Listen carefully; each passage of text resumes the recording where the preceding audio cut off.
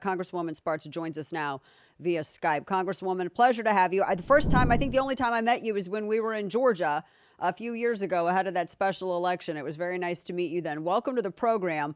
I know that you're no fan of this $1.2 trillion spending bill. Just let me get your initial thoughts here on this.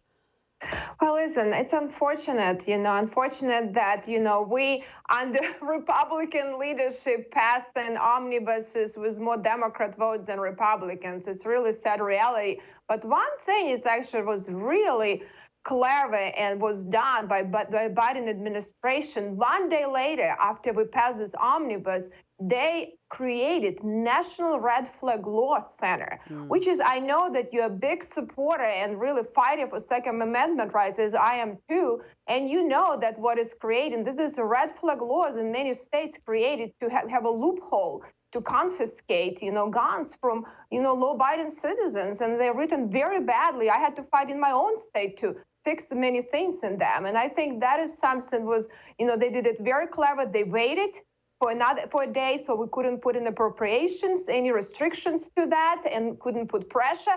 And it was never authorized, on the appropriations that Democrats passed. It's really unconstitutional, but there it's lawlessness right there in Washington, D.C. And it's terrible that we could not hold the ground or protect the border, secure the country, or anything good. It was a terrible legislation. Horrible. And it looks like full steam ahead for talking with Congresswoman Victoria Spartz out of the beautiful state of Indiana. This National Red Flag Center as well, because they waited for this to look like a done deal to make sure that they were going to have the money that they needed to create it. And this is what a lot of, I know, House Republicans like yourself and many others have been talking about, to defund these agencies, since the White House, the administration, they're going to go around you anyway. That's your scope of authority to legislate and change policy like this, not the president of the United States with these edicts like creating this National Red Flag Center. So is there a way to pull back the funding on this, to defund this, whether now or in the future? Because if they're not going to allow Congress to do its job, then don't give them the money to do these edicts. Well, I think, unfortunately, Congress forgot that for a reason we have constitutional power of the purse. And unfortunately, we do a lot of presentation, but then we send blank checks. I mean, we have thousands of programs unauthorized, and Congress keep waiving authorization. So if you give them this, pretty much bulk amounts of money, to spend on whatever they want, there is no accountability to the people. And I think that is ultimately our responsibility and neglect of our duty.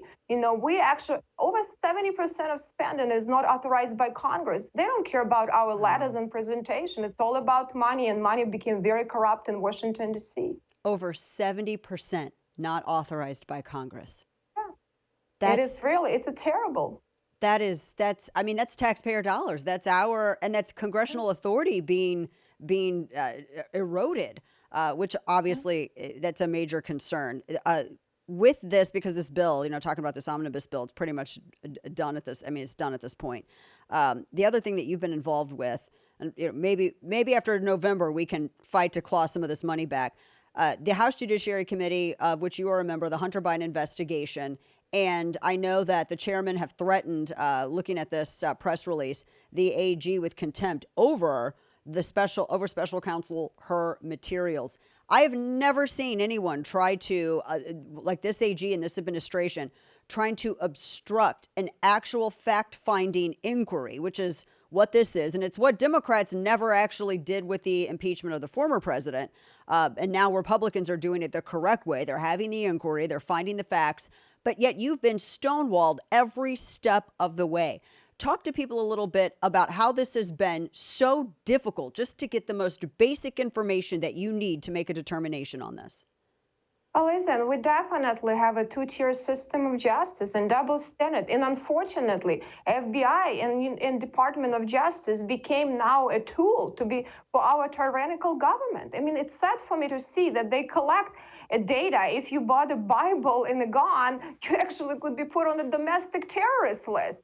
If you go get upset about your school boards, which we have a broken education. A lot of parents have a right and to be upset about it. It's unfortunate. You're going to be on the list of domestic terrorists, but then we have open borders with human trafficking, drug trafficking, and they do nothing about it. We could have potential terrorists, coming into the country. So I think it's a very serious situation. But as I said, the department keeps getting money, and this is where the problems are. If they haven't been authorized for decades, and we keep sending them checks. Why should they care? We need to start doing our job.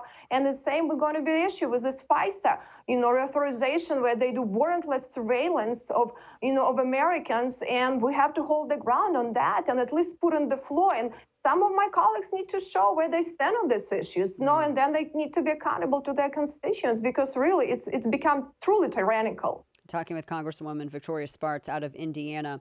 The leadership of the House changed. There was a lot of promises made that, well, if we change out McCarthy and we get Speaker Johnson in, then we're going to get more conservative results. And voters haven't really seen that happen.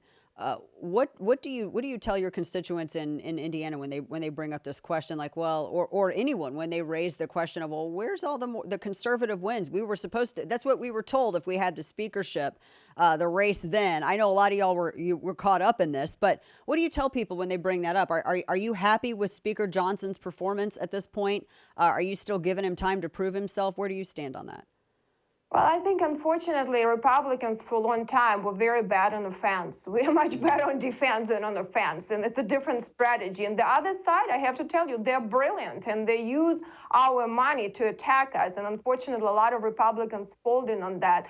This speaker. I haven't been very happy with what he's doing and not doing. I have to tell, he inherited a lot of problems, including from previous speaker, and not just from previous speaker, but for decades of problems.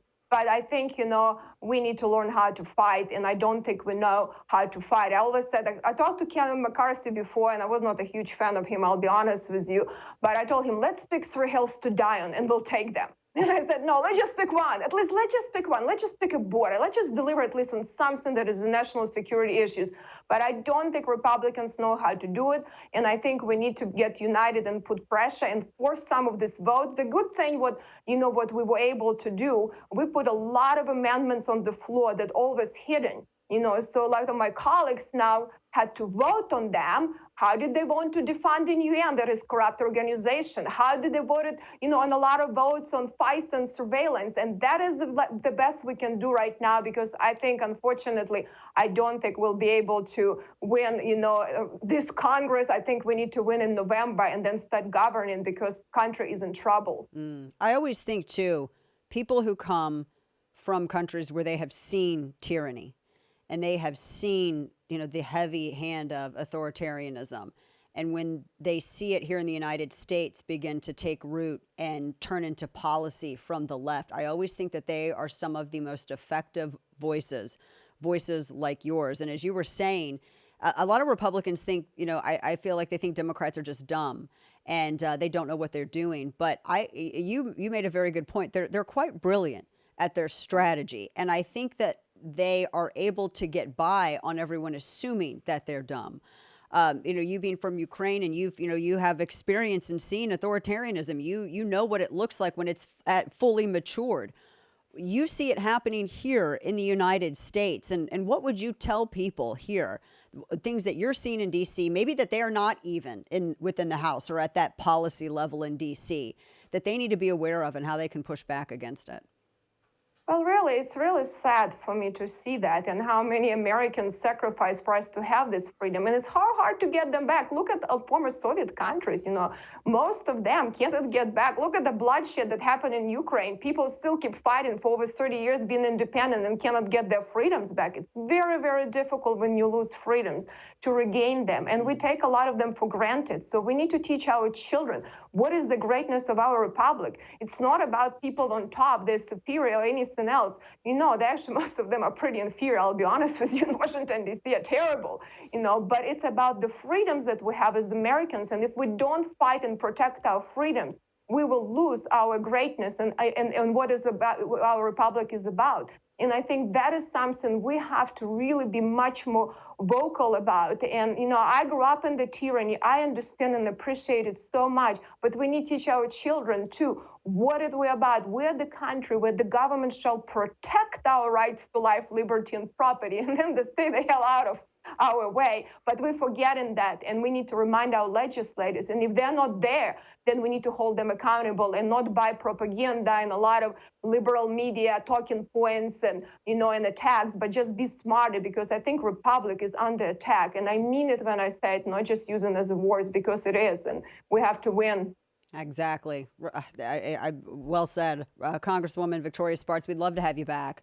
Beautiful state of Indiana. Thank you for your work in D.C. and for all that you do, your fight, and also for talking about this, because I think a lot of people, as you said, they kind of just, float along in culture and politics, not realizing that they have to be participants in it.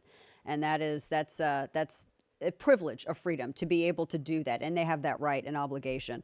Thank you, Congresswoman. Pleasure to have you. Thank you for having me.